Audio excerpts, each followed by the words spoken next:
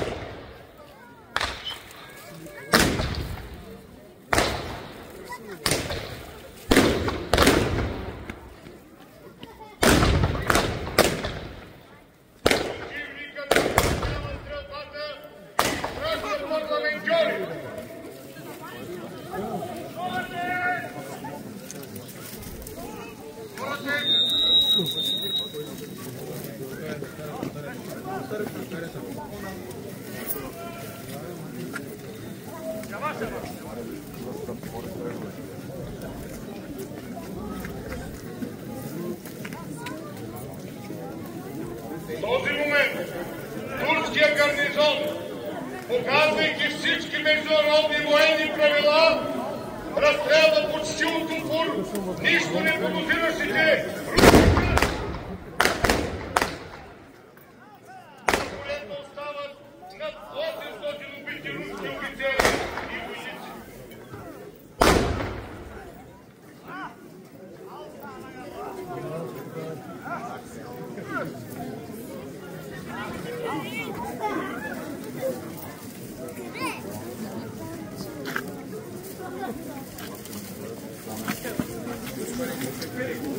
Опърта постъпка е достатъчна и отвали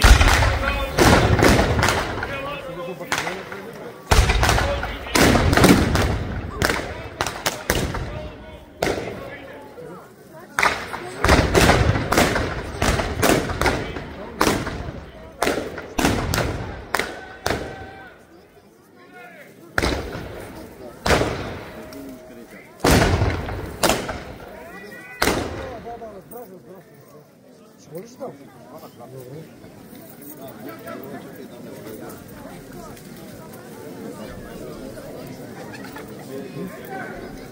По спомени на войници, при вида на обезобразените и разширени тела, генерал Курко слязал от коня и през сълзи коленичил.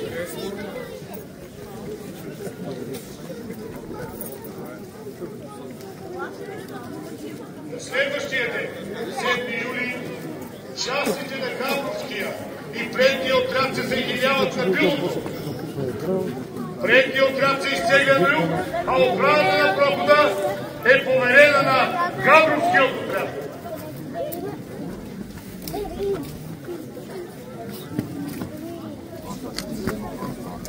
На 19 юли при Старата гора българското опълчение в състав 4500 души дава кървав отпор на 6-кратно превъзхождащата 30-хилядна армия на Сулейман Паша.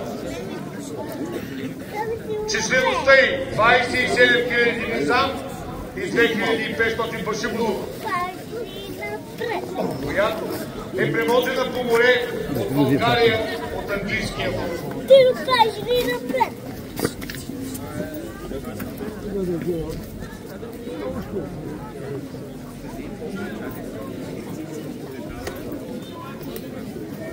Дружините настъпват. Първа, втора, трета, четвърта и пета дружини са изпратени на връх Шипка в подкрепа на Орловския, а по-късно и на Брянските полкове. Генерал Столетов изпраща подполковник Радонович при корпусния командир генерал Радецки да поиска подкрепление за Шипка. Отговорът на Радецки е: На генерал-столетов не можем да дадем и един батальон.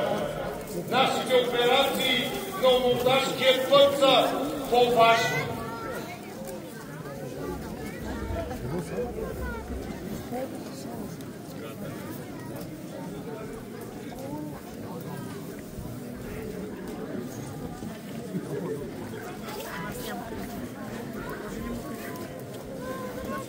Турбата. Поемете да почвате сутринта. Безмилостно, жестоки.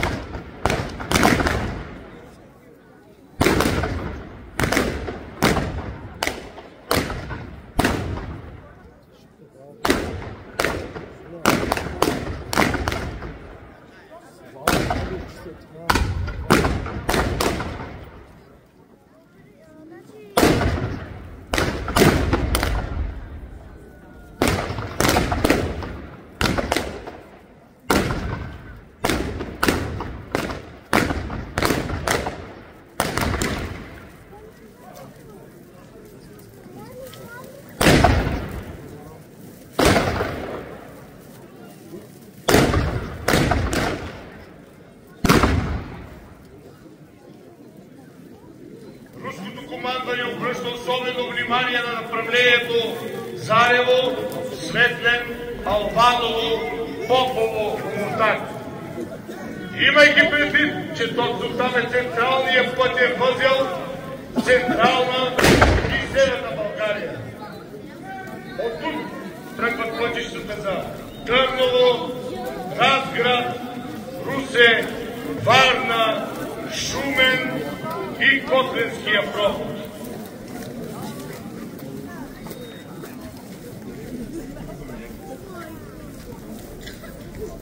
Командирът на дивизията на Ескиджумалийския корпус Салих Паша заема позиции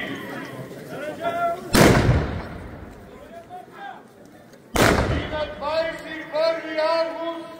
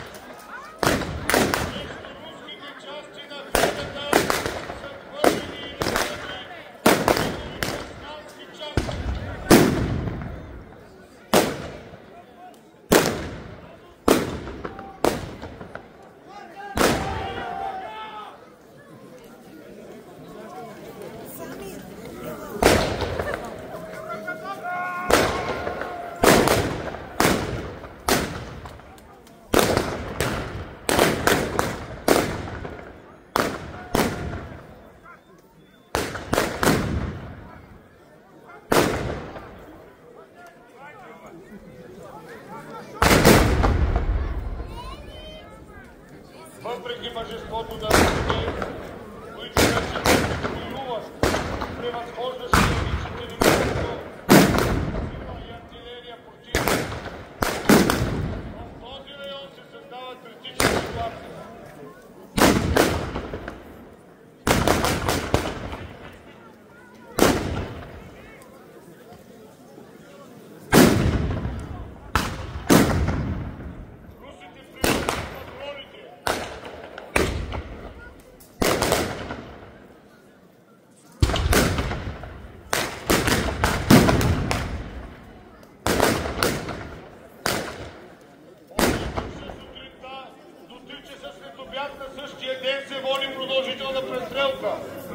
Прохоров е принуден да отстъпи пред превъзхождащия го четирикратно противник.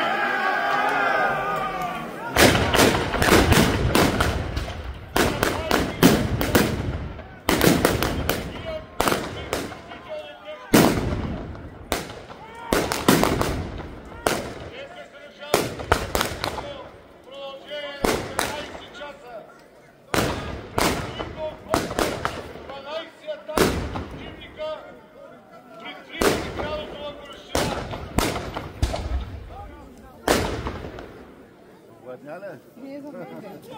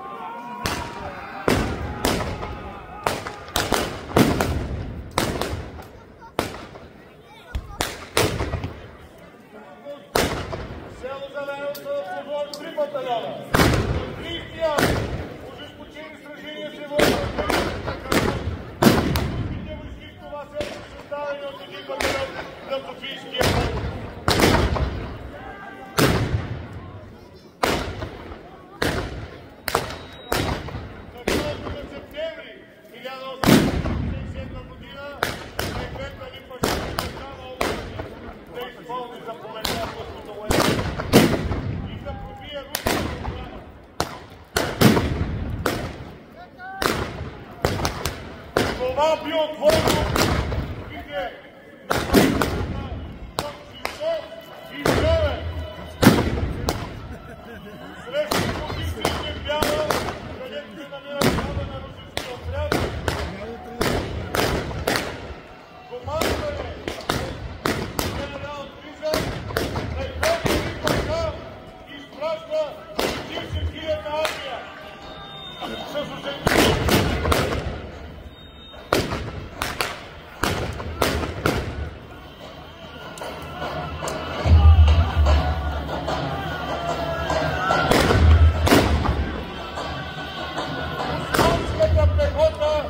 Напредва 8 мили дълбочина.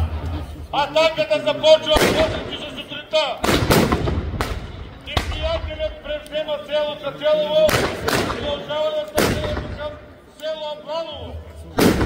Русите постепенно отстъпват към командата Железовина.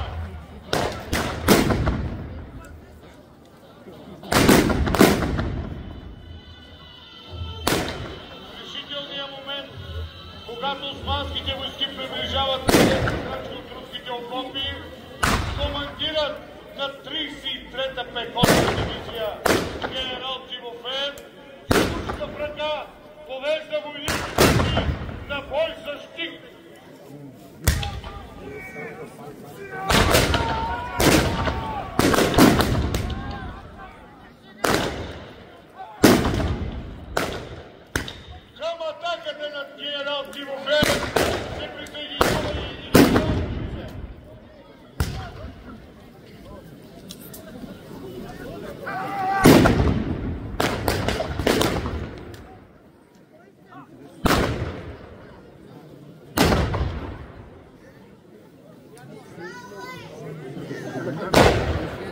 героичният пример на генералите вдига русите в неравна битка.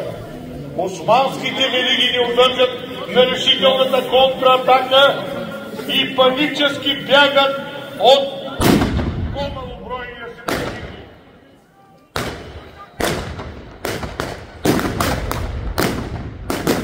Влечени в преследване, русите преминават Черно и молят неприятеля чак русите се преземат.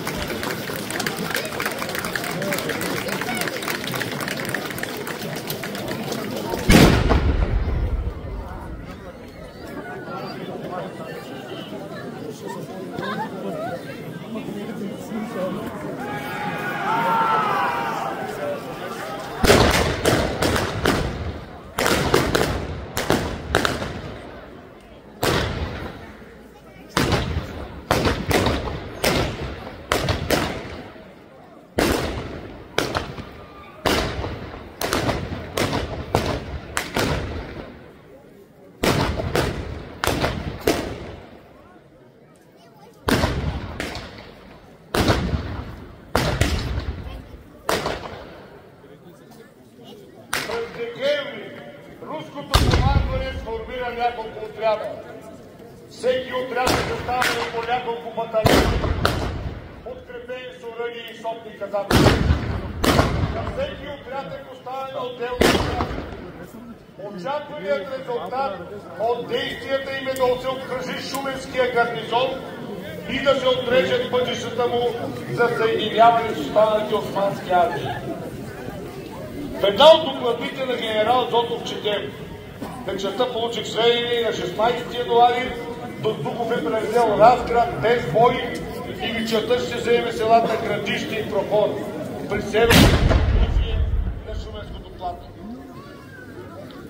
На това основание реших, без да чакам отговор от престолонаследника, да придвижа 11-та дивизия към Преслав, а Столетов ще се придвижи към Върбица. Едновременно Цимерман трябва да заеме Провадия. Следователно, Шумен ще бъде обкръжен от всички страни.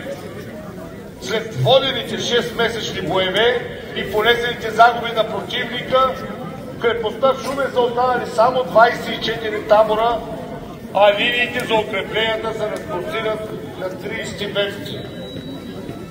Освен това, в крепостта са събрали около 20-30 хиляди души от околното население, заедно с семействата, колите и добитъка.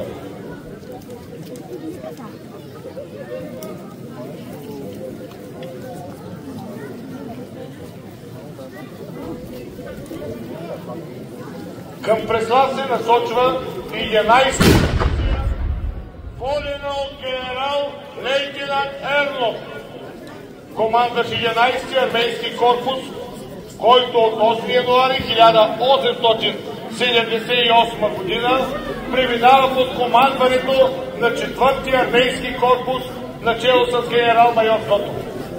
На дивизията е поставена задача да осъществи контрол над селищата и пътищата до Преслав и Върбица. По този начин командващия източния отряд генерал Радецки иска да лиши от възможност армията от Шуменския гарнизон.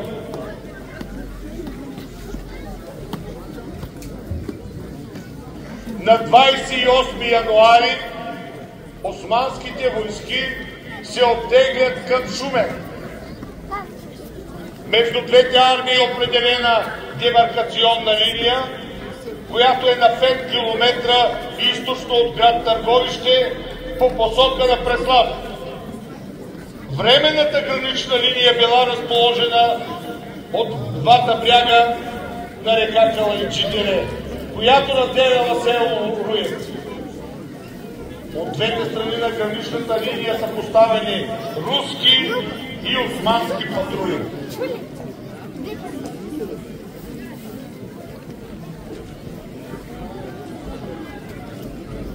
Рано сутринта на 29 януари е освободен Търговище. Русите са вече близо до Преслав. Радостта е голяма, но близостта на разположения в Шумен голям османски гарнизон не позволява на хората да изразят радостта си. Страхува и стизе от отмъщение от порубите. Преслав остава в ръцете на черкесите, дошли от Търговище и от близките села. Отрядът на полковник Караганов, който се движи с войските на генерал Салов, като техен преден отряд, заема село Мостич, за да се настанят там идващите войски на генерал Салов.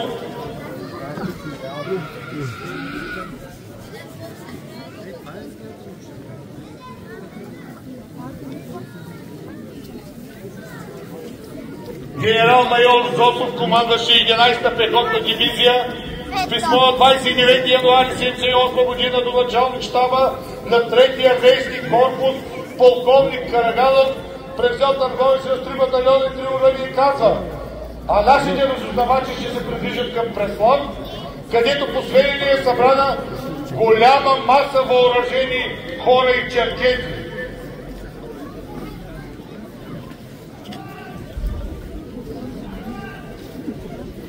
На 31 януари предполага се, че ще настъпим към Преслав. Планът за навлизането в Преслав е отразен в редица документи.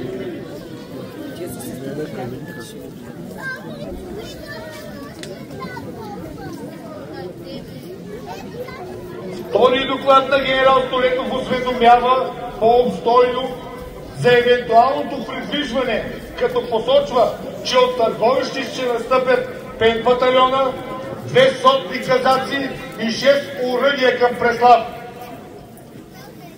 Полева записка на 2 февруари командващия 4-ти армейски корпус нарежда на командира на 42-и Якутски полк да влезе във връзка с Преслав.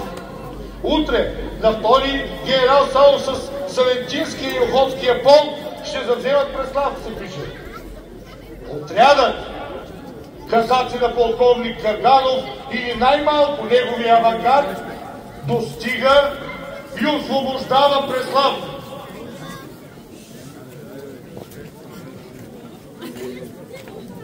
Той същия е предхождан от Разенци. Това са отделни разузнавателни ходици.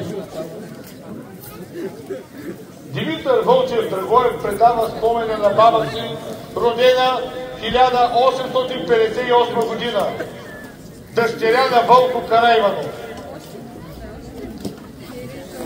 За идването на руските войски в Преслав на Атанасов ден, тя разказва, че 2 дни по-рано из града тайно се носи мълвата за скорошното идване на дядо Иван. Турски кервани, натоварени с войниче пивонски коли, се движили от горната към долната колия. Чешмите почервенели от фесове, спирали по поречието на Канчия и пътували към Варна. Българите се криели, спели облечени и обучени. Семейството на Вълко Караиванов се подготвило да посрещне празника вкъщи. За нещо навън Вълко и видял, че от къмшлите идват 8 конника, разузнавачи с мъждраци. Разбрал, че тези хора не са турци, облечени с други дрехи. Когато конниците доближили до плета, той чул, че разговарят на черковен език. Погледнал ги отблизо и му направил впечатление, че имат кълпак. Дядо Иван иди! Дядо Иван доди! Побягал той към къщи развеселен. Наточил един котел с вино, а жена му грабнала тепсията със сварената пуйка и двамата се затичали към Четърлъко. Излезли от съседните къщи и комшиите. Веселякът Вълко Караиванов почерпил скъпите гости с вино и мезе. Началникът на казаците запитал дали в Преслав има аскер, къде е конакът, кметът, черквата или нещо друго, а струпаните хора не вярвали на очите си. Мисли, че всичко това е сън. Вълко отговорил, че аскерът се оттеглил преди няколко дни към Шумен, а след тях са се излизали изплашените за птиета. Сега в Преслав безчинствали и грабили чертезите. Чула се ясна, но непозната команда. Командващият казаците разделил войниците на две групи. Едната група тръгнала към отсрещната махала, а втората, следвана от насъбралите се хора, се отправила към черквата. По крайобразения конак и стигнала къщата на кмета Драгни Йолов.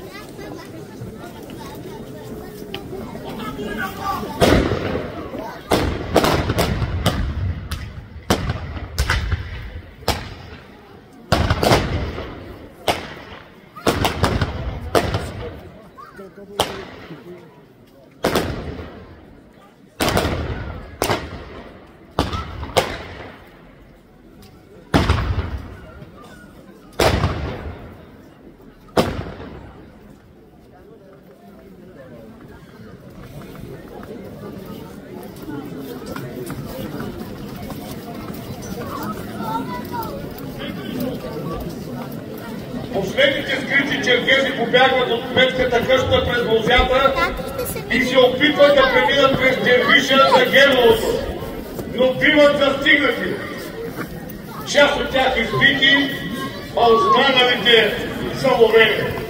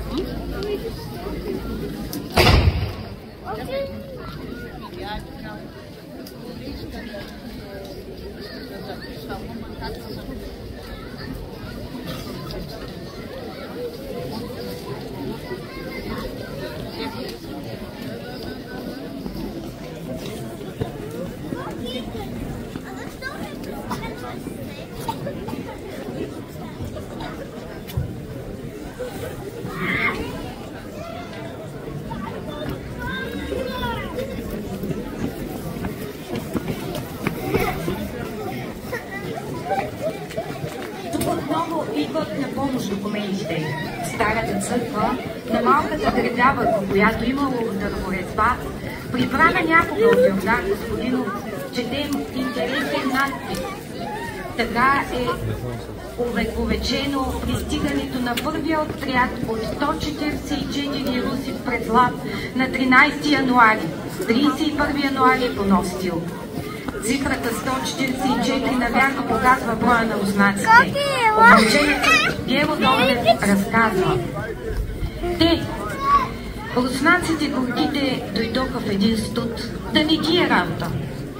Чувам Чичо Димитър на двора да вика брат си Радуш.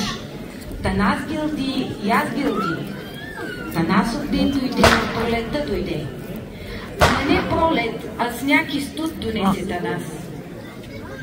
Абре, Радуше, какво се трупат при конака на среща? Пита дядо Димитър. Излизам и аз. Чувам да се говори, че завчетата са офейкали, защото идели руснаците. Не помня дали същия ден или на другия, мейданът при нас по обяд се напълни с руснаци на коне. Измръзнали горките, реката беше замръзнала.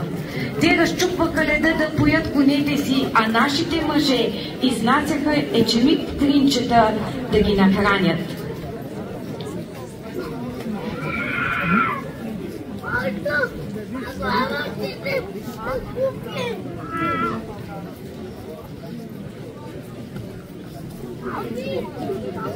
Чичо ти Димитър доведе у нас двама руснаци. Баща ти го нямаше, той беше с опълченците.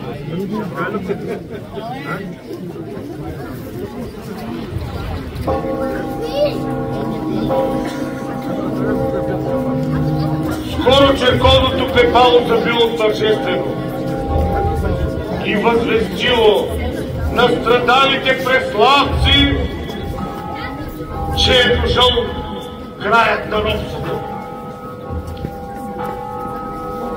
Гиня Косева, починала през 1936 година на 88 години, разказва: и у нас дойдоха двама руски войници.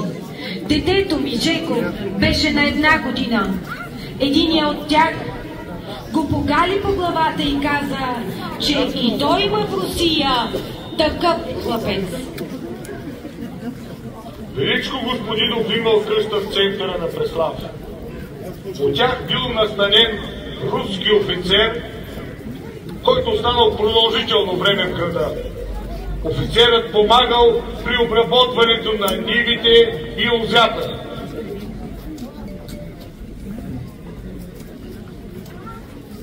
Но дошъл денят на раздялата.